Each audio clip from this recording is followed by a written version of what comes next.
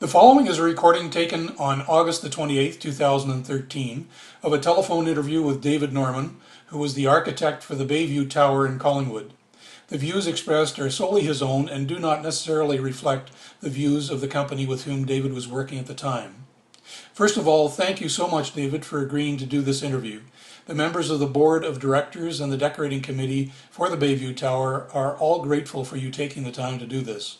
Initially, just to clarify, the architect of record for the building was my employer at the time, a company called Miller Boblik Peel Architects, and I was the project architect on the project. But there were several other people in the office that worked on it, and so it's there were a team of us. Yeah, David. With regards to time spent at Rupert's Landing, the Bayview Tower, I believe, was the last building on the site that we constructed. And so, we spent a year or two on site at Rupert's before the Bayview Tower was built, so we got to know the site and the area pretty well.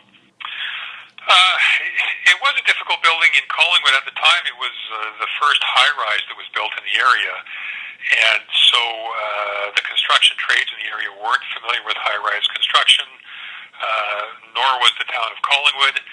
So that presented some, technical and construction challenges for us that we had to work through.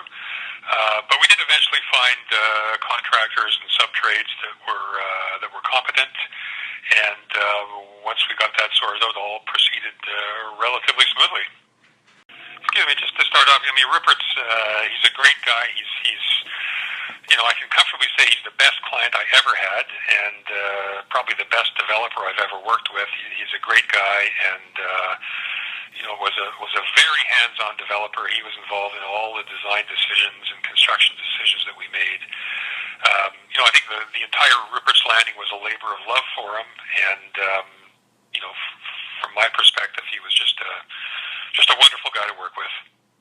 Bayview Tower was, of course, it was designed in the mid-'80s, and at that time there was a sort of architectural style called postmodernism, and I think there's a few elements, such as the curves in the building, that reflect that in a small way.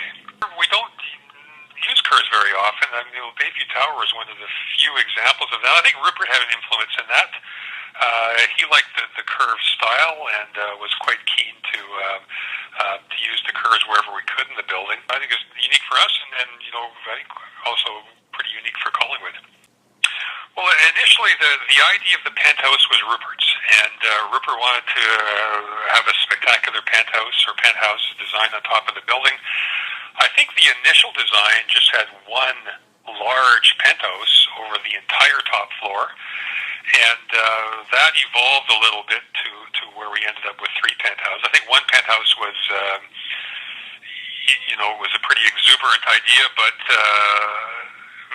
obviously very costly and difficult to market at the time. So we ended up with three penthouses, and yes, there was design input from one or more of the penthouse owners. Rupert was one of the initial owners, and he certainly had a lot of input into his design.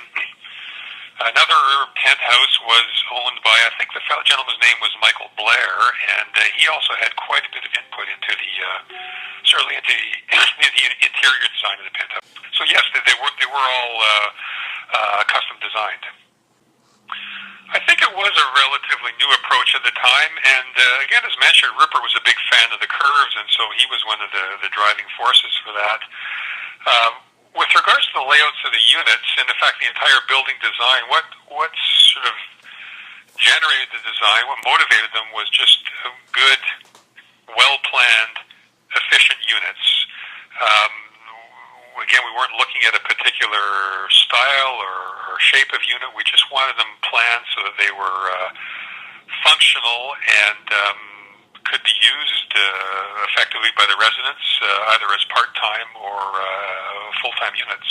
Here we wanted to develop units. Had elements such as, generous entrance foyers included into them that you don't often see in condominiums. Yeah, I think the original full-time occupant ratio in the building was probably about zero. I don't think anybody lived in the building full-time when it was first built. There may have been one or two, but almost all of the residents were part-time residents. So yes, it is a surprise that 51% are full-time residents. I think that's great. That's great news. And I suspect over time that percentage will increase.